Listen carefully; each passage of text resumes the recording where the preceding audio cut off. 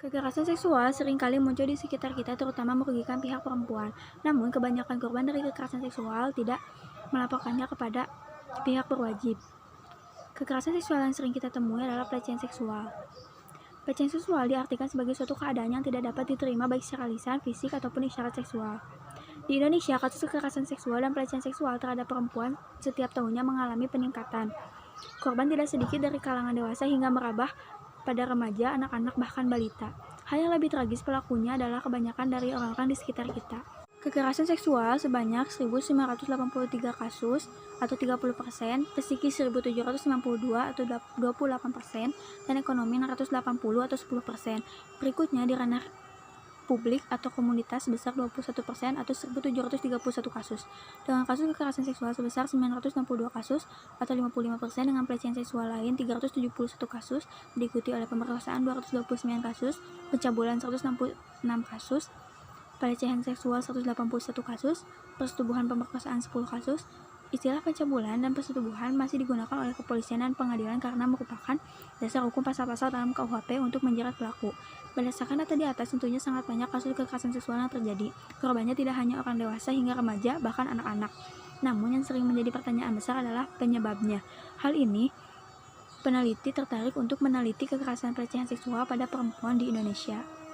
Pelecehan atau kekerasan seksual adalah suatu tindakan seksual yang dilakukan seseorang kepada orang lain dengan cara memaksa.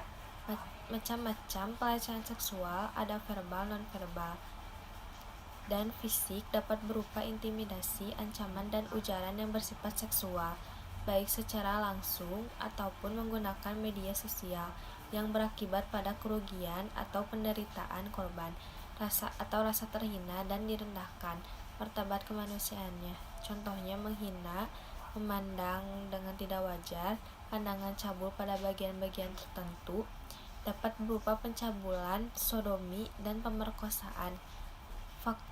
Faktor-faktor pelecehan seksual: kurang perhatian, seperti anak jalanan yang kurang mendapatkan perhatian dari orang tua. Faktor moralitas: hilangnya karakter dan budaya bangsa karena masuknya budaya-budaya asing dapat menjadikan contoh yang negatif bagi tumbuh kembang anak jika tidak disaring dengan baik.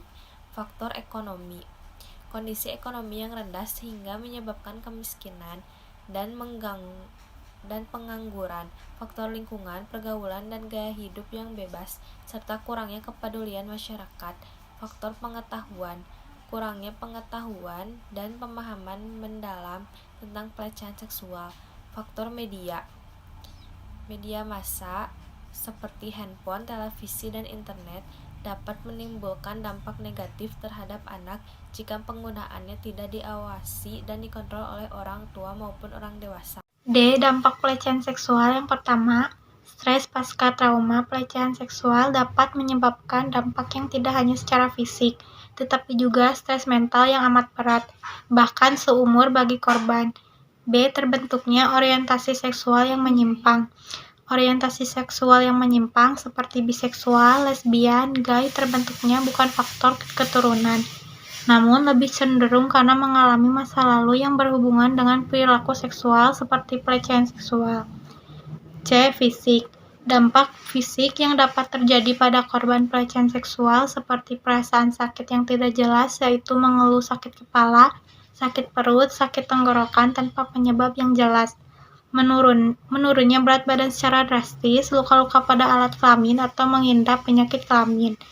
D. Psikososial. Pada korban pelecehan seksual ditemukan adanya faktor psikososial yang dapat dibagi menjadi 4 dimensi, yaitu dimensi afeksi, 2 dimensi kognisi, 3 dimensi psikomotor, 4 dimensi sosial. Pencegahan pelecehan seksual. Upaya pencegahan pelecehan seksual pada anak dapat dilakukan diadakannya beberapa program, antara lain: A. Program Jari Pari. Program tersebut disampaikan oleh seseorang yang berkompeten atau trainer di bidang pencegahan pelecehan seksual pada anak. B. Pengawasan orang tua. Adanya pengawasan dari orang tua terhadap informasi-informasi yang diperoleh anak dari media massa seperti televisi, handphone, internet dapat mengurangi dampak negatif yang ditimbulkan dari media-media tersebut. C. Meningkatnya peran usaha kesehatan sekolah atau UKS, tingkat pendidikan kesehatan siswa, pelayanan kesehatan sekolah, lingkungan sekolah, ketenagaan UKS, fasilitas kesehatan sekolah, dukungan orang tua murid, sumber dana UKS, evaluasi dan pelaporan kasus pelecehan seksual merupakan faktor-faktor yang mempengaruhi peran UKS dalam pencegahan perilaku pelecehan seksual pada anak sekolah. D. Sosialisasi pendidikan seksual usia dini. Sosialisasi pendidikan seksual usia dini dilakukan oleh orang yang berkompeten dalam bidang pelecehan seksual atau orang yang sudah mengikuti pelatihan terkait dengan pencegahan dan penanganan kasus-kasus pelecehan seksual pada anak. 2.3 Teori penelitian. Perilaku kesehatan adalah kegiatan seseorang terhadap objek yang berkaitan dengan sehat, sakit, penyakit, dan faktor-faktor yang mempengaruhi sehat, sakit seperti lingkungan, makanan, minuman, dan pelayanan kesehatan. Seseorang akan berupaya untuk mencegah melindungi diri dari penyakit dan masalah kesehatan lain, meningkatkan kesehatan, serta mencari penyembuhan jika sakit atau terkena masalah kesehatan. Ada beberapa faktor yang dapat mempengaruhi perilaku kesehatan seseorang, yaitu 1. Faktor predisposisi, 2. Faktor penguat, dan 3. Faktor pemukiman. Dari hasil penelitian yang telah kami lakukan dalam peristiwa pelecehan seksual adalah peristiwa yang dapat terjadi pada siapa saja dan dapat terjadi tanpa kita sadari. Banyak orang tua yang masih kurang mengedukasi dan memberi perhatian pada anaknya, sehingga terjerumus pada perilaku yang menyimpang tersebut. Akibatnya, korban akan mengalami trauma, gangguan perkembangan otak, menurunnya rasa percaya diri, dan lain-lain. Maka dari itu, pentingnya peran orang tua. Jadi, kesimpulan dari pelecehan seksual adalah segala tindakan seksual yang tidak diinginkan, kurangnya perhatian, dan edukasi menjadi penyebab kasus ini sering terjadi. Untuk mencegahnya, peran orang tua dalam memberikan edukasi dan mengawasi sangat penting. Implikasinya, keterbukaan terhadap pentingnya pemahaman dan kesadaran di isu pelecehan seksual seharusnya diajarkan secara merata. Rekomendasi dari kelompok kami menggunakan data yang lebih luas lingkupnya.